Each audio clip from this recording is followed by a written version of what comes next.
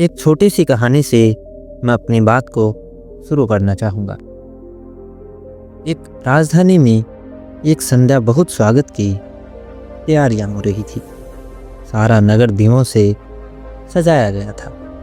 रास्तों पर बड़ी भीड़ थी और देश का सम्राट खुद गांव के बाहर एक सन्यासी की प्रतीक्षा में खड़ा था। एक सन्यासी का आगमन हो रहा था और जो सन्यासी आने को था सम्राट के बचपन के मित्रों में से एक था। उस सन्यासी की दूर दूर तक चर्चाएं पहुंच गई थी। उसके यश की खबरें दूर दूर के राष्ट्रों तक पहुंच गई थी और वह अपने ही गांव में वापस लौट रहा था। तो स्वाभाविक था कि गांव के लोग उसका स्वागत करें और सम्राट भी बड़ी उत्सुकता से उसकी प्रतीक्षा में नगर के द्वार पर खड़ा था। सन्यासी आया, उसका स्वागत हुआ। सम्राट ने सन्यासी को लेकर राजमहल में प्रवेश किया। उसकी राजी खुशी के समाचार पूछे क्योंकि वह सारी पृथ्वी का चक्कर लगाकर लौट रहा था। राजा ने अपने मित्र उस सन्यासी से कहा, सारी पृथ्वी घूमकर लौटे हो, मेरे लिए क्या ले आए हो? मेरे लिए कोई भेंट? सन्यासी ने कहा, मुझे भी ख्याल आया था कि पृथ्वी की परिक्रमा करके लौटूं तो तुम्हारे लिए कुछ लेता चलूं। बहुत चीज़ें ख्याल में आई, लेकिन जो भी मैंने लानी चाही उसके साथ में एक ख्याल आया कि तुम बड़े सम्राट हो। निश्चित ही यह चीज़ भी तुमने अब तक पाली होगी। तुम्हारे महलों में इस बात की कमी होगी। तुम्हारी तिजोरियों में जो भी पृथ्वी पर सुंदर है, बहुमूल्य है, वो अब तक पहुंच गया होगा।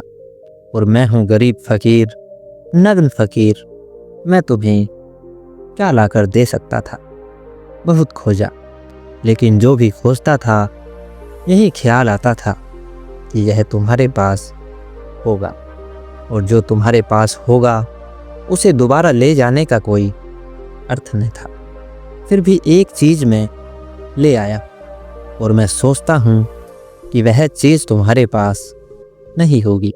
सम्राट भी विचार में पड़ गया कि यह ऐसा क्या ले आया होगा जो मेरे पास नहीं है, जबकि उसके पास कुछ दिखाई भी नहीं पड़ता था सिवाय एक झोले के। उस झोले में क्या हो सकता था, आप भी इस बात की कल्पना न कर सकेंगे। वह उस झोले में क्या ले आया था, कोई भी इस बात की कल्पना न कर सकेगा। उसने झोले को खोला और एक बड़ी सामान्य सी चीज़ उसमें से निकाल, एक आईना, एक दर्पण, और सम्राट को दिया और कहा, यह दर्पण मैं तुम्हारे लिए भेंट में लाया ताकि तुम इसमें स्वयं को देख सको। दर्पण राजा के भवन में बहुत थे। दीवारें दर्पणों से ढकी हुई थी। राजा ने कहा, दर्पण तो मेरे महलों में बहुत हैं। लेकिन उस फकीर ने कहा, हाँ, दर्पण आपके महलों में जरूर होंगे, लेकिन तुमने उनमें शायद ही स्वयं को देखा हो। मैं जो दर्पण लाया हूँ इसमें तुम खुद को देखने की कोशिश करना।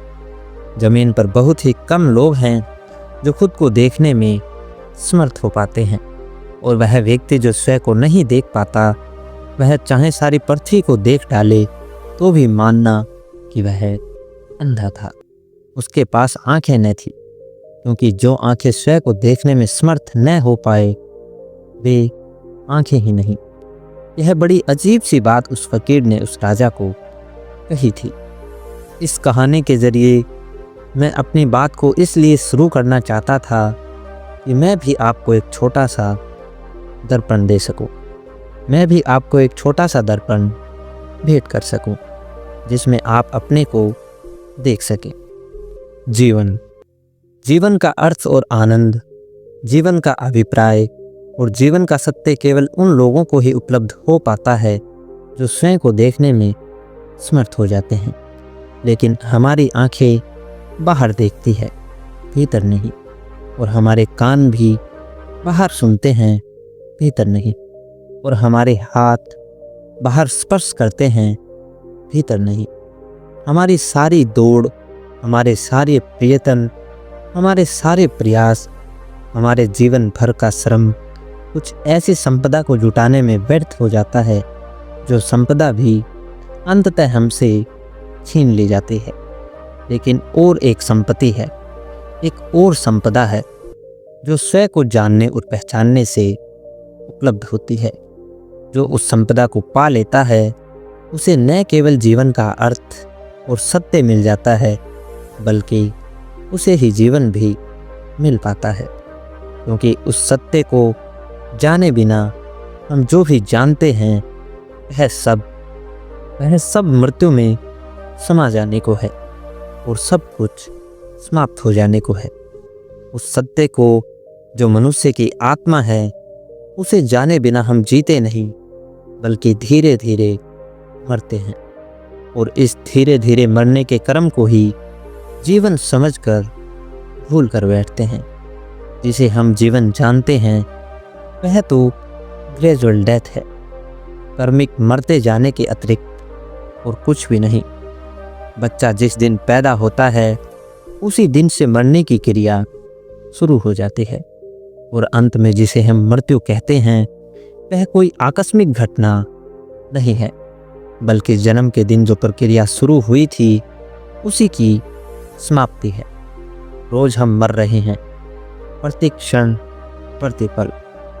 यह मरने की क्रिया जिस दिन पूरी हो जाती है तो हम कहते हैं कि मृत्यु आ गई। लेकिन मृत्यु कहीं बाहर से नहीं आ जाती, मृत्यु हमारे भीतर का निरंतर विकास है। हमारे भीतर ही मृत्यु निरंतर विकसित होती रहती है। मृत्यु कोई बाह्य घटना नहीं है, मृत्यु आंतरिक प्रक्रिया है। जन्म के साथ उसका प्रारंभ होता है और मृत्यु के साथ उसकी पूर्णता होती है। तो जिसे हम जीवन कहते हैं वह जीवन नहीं है, बल्कि धीरे धीरे मरते जाना है।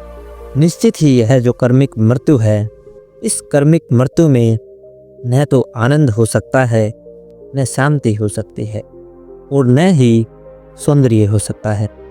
मृत्यु तो होगी कुरूप, मृत्यु में तो होगा दुख, मृत्यु तो होगी एक पीड़ा। और इसलिए हमारा एक पूरा जीवन दुख की एक लंबी कथा है। शायद ही हम में से कुछ थोड़े से लोग जीवन को जान पाते हैं, बाकी सारे लोग जीते हैं जीवन से अपरिचित और अनजान होकर। वह जो स्वयं को देखना है वही जीवन को पा लेना भी है। एक वृद्ध फकीर के पास किसी ने जाकर पूछा था कि मैं मृत्यु के संबंध में कुछ जानना चाहता हूँ। तो उस वृद्ध फकीर ने कहा था, तुम कहीं और जाओ, अगर मृत्यु के संबंध में जानना है तो किसी और से पूछो, क्योंकि जहाँ मैं हूँ वहाँ कोई मृत्यु जैसी चीज़ ही नहीं है, वहाँ सिर्फ जीवन है।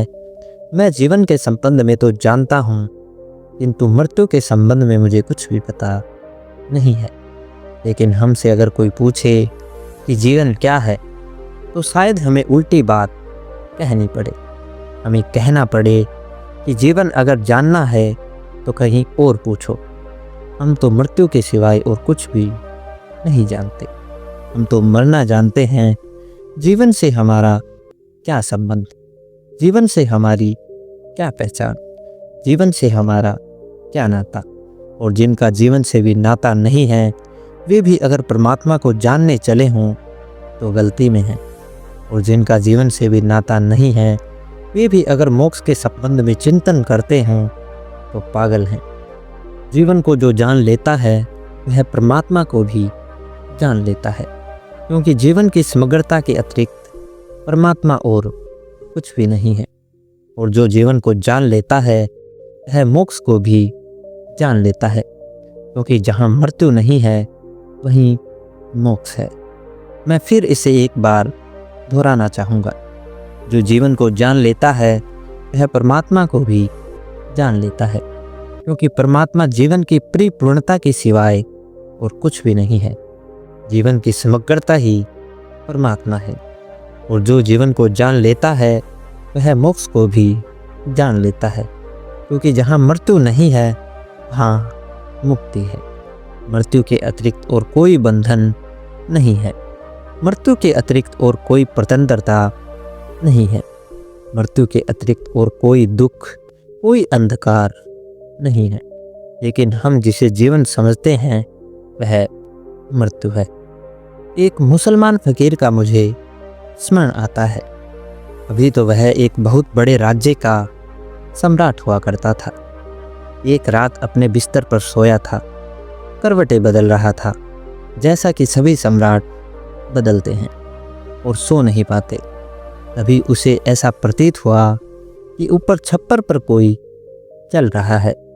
उसने चिल्लाकर पूछा कि आधी रात में छप्पर पर कौन है। ऊपर से आवाज़ आई किसी आदमी की कि माफ़ करें, मेरा ऊँट खो गया है, उसे मैं खोज रहा हूँ। उस राजा ने कहा, पागल मालूम होते हो, ऊँट खो गया हो तो छप्परों पर नहीं खोजना पड़ता। मकान के छप्परों पर ऊँट कहाँ से मिलेगा। तो वह आदमी ऊपर से हंसने लगा और उसने कहा कि अगर स्वर्ण सिंहासनों पर शांति मिल सकती है और अगर हिंसा के द्वारा, लोगों की हत्या के द्वारा अगर आनंद मिल सकता है तो छप्परों पर ऊँट भी मिल सकता है। इसमें कोई आश्चर्य की बात नहीं है। राजा निकलकर बाहर आ गया। उसने अपने आदमी भेजे कि पकड़ो इस आदमी को, यह कौन है। उसने एक बड़ी सच्ची बात कह दी थी, लेकिन वह आदमी पकड़ा नहीं जा सका। दूसरे दिन दोपहर में जब वह सम्राट अपने सिंहासन पर दरबार में बैठा हुआ था, तब एक आदमी आया और द्वारपालों से झगड़ा करने लगा। द्वारपाल से उस आदमी ने कहा कि मैं इस धर्मशाला में ठहरना चाहता हूँ, मैं इस सराय में रुकना चाहता हूँ। द्वारपाल ने कहा, यह कोई सराय नहीं है, बल्कि यह तो राजा का भवन है, राजा का निवास है। लेकिन वह आदमी माना नहीं और उसने कहा कि अगर ऐसा है तो मुझे राजा के समक्ष ले चलें। उसे राजा के सामने लाया गया। उसने राजा से कहा कि मैं इनसे कहता हूँ कि इस सराय में मुझे ठहर जाने दें, 2-4 दिन मुझे रुकना है और फिर मैं यहाँ से चला जाऊँगा। राजा ने कहा, पागल हो, यह सराय नहीं है, यह मेरा निवास है। लेकिन वह आदमी हंसने लगा और उसने कहा कि मैं कुछ वर्षों पहले भी यहाँ आया था, तब भी यही बात हुई थी और तुम्हारे इस सिंहासन पर कोई दूसरा आदमी बैठा हुआ था और उसने भी यही कहा था कि यह मेरा निवास है। वह आदमी अब कहाँ चला गया। वह राजा हंसा और उसने कहा कि वे मेरे पिता थे और अब वे इस दुनिया में नहीं है। उस फकीर ने कहा, और भी कुछ वर्षों पहले मैं आया था, तब तुम्हारे पिता भी यहाँ नहीं थे। कोई और आदमी इस सिंहासन पर बैठा था और तब भी यही बात हो गई थी और मैंने कहा था इस सराय में मुझे ठहर जाने दे। तो उस आदमी ने भी मुझसे यही कहा था कि यह सराय नहीं है, यह तो मेरा निवास है। वह आदमी अब कहाँ है। राजा ने कहा कि वे मेरे पिता के पिता थे, उनको मरे बहुत वर्ष हो चुके हैं। वह फकीर बोला, मैं और भी पहले आया हूँ, लेकिन हर बार यहाँ कोई दूसरा आदमी मिलता है और वह आदमी यही कहता है कि यह मेरा निवास है। और जब हर बार आदमी बदल जाता हो तो मैं इसे सराय न समझूं तो और क्या समझूं। मुझे इस धर्मशाला में 2-4 दिन ठहर जाने दें, क्योंकि आप खुद भी 2-4 दिन के मेहमान से ज़्यादा नहीं होंगे। जब मैं दोबारा आऊँगा तो यहाँ कोई दूसरा आदमी इस सिंहासन पर मुझे यही बातें कहता हुआ मिलेगा। उस राजा ने उस आदमी को पकड़वा लिया और कहा, मालूम होता है कि तुम वही आदमी हो जो कल रात छप्पर पर ऊँट खोज रहा था। वह आदमी बोला कि निश्चित ही मैं वही आदमी हूँ और मैं तुमसे यह कहने आया हूँ कि जिसे तुम अपना घर समझे बैठे हो वह सराय से ज़्यादा और कुछ नहीं है, और जहाँ तुम खोज रहे हो वह छप्पर पर ऊँट खोजने जैसी जिंदगी है। वह राजा उसी दिन उठा और फकीर हो गया। वह गांव के बाहर जाकर रहने लगा, और गांव में जो लोग भी आते थे वे उससे पूछते थे कि बस्ती का रास्ता कहाँ है। तो वह कहता कि उत्तर की तरफ चले जाओ, उत्तर की तरफ बस्ती है। वे लोग उत्तर की तरफ जाते और वहाँ पाते कि वहाँ तो मरघट है, बस्ती नहीं। वे वापस लौटते, उस राजा को कहते जो अब फकीर हो गया था कि तुम्हारा मत्था तो खराब नहीं है, क्योंकि जहाँ तुमने भेजा है वह मरघट है। वह राजा कहता जहाँ तक मेरी समझ है जिसे तुम बस्ती कहते हो वह तो मरघट है, क्योंकि वहाँ हर आदमी मरने को है। आज एक मरेगा, कल दूसरा मरेगा, परसों तीसरा मरेगा। वहाँ कोई भी आदमी बसा हुआ नहीं है। लेकिन जिसे तुम मरघट कहते हो वहाँ जो लोग भी बस गए हैं वे हमेशा के लिए बस गए हैं। वहाँ से कोई मरता नहीं, इसलिए मैं मरघट को बस्ती कहता हूँ और तुम्हारी बस्ती को मरघट कहता हूँ। जिन लोगों ने भी आज तक जीवन को जाना है उन सब का यही कहना है, जिसे हम जीवन कहते हैं उसे वे मृत्यु कहते हैं, और जिसे हम बस्ती कहते हैं उसे वे मरघट कहते हैं। और शायद हमारी उस तरफ आंखें भी नहीं उठती जो कि जीवन है। और जो आदमी स्वयं को देखने में सफल हो जाए उस प्रक्रिया को ही मैं दर्पण कहूँगा, जिसमें आप अपने को देख सकें, और उसको जिसकी कोई मृत्यु नहीं है, जो कि अमृत है। और ऐसा नहीं है कि आज का आदमी उसे देखने में असमर्थ हो गया हो। आदमी हमेशा से ही असमर्थ रहा है, और ऐसा भी नहीं है कि आज की दुनिया आत्मज्ञान से हीन हो गई हो। हमेशा से सिर्फ थोड़े से लोगों को छोड़कर हमारा अधिकांश हिस्सा उस दिशा से अंधा रहा है। कोई भूल हो गई है आदमी के साथ, आदमी की संस्कृति में, उसके विचारों में, उसके जीने के ढंग में। कोई आधारभूत, कोई बुनियादी गलती हो गई है, जिसकी वजह से कुछ थोड़े से लोग ही जो उस गलती से उभर पाते हैं, उस गलती से मुक्त हो पाते हैं, वे तो स्वयं को, सत्य को और जीवन को जान पाते हैं।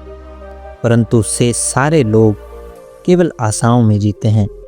उनकी कोई उपलब्धि नहीं होती, केवल आकांक्षाओं में जीते हैं। उनकी कोई प्राप्ति नहीं होती, केवल सपनों में जीते हैं। सत्य से उनका कोई साक्षात नहीं हो पाता। वे कौन सी भूल हो गई हैं, उन आधारभूत भूलों के संबंध में हम आगे चर्चा करेंगे। उनसे मुक्त होने के बाबत में भी हम आगे चर्चा करेंगे।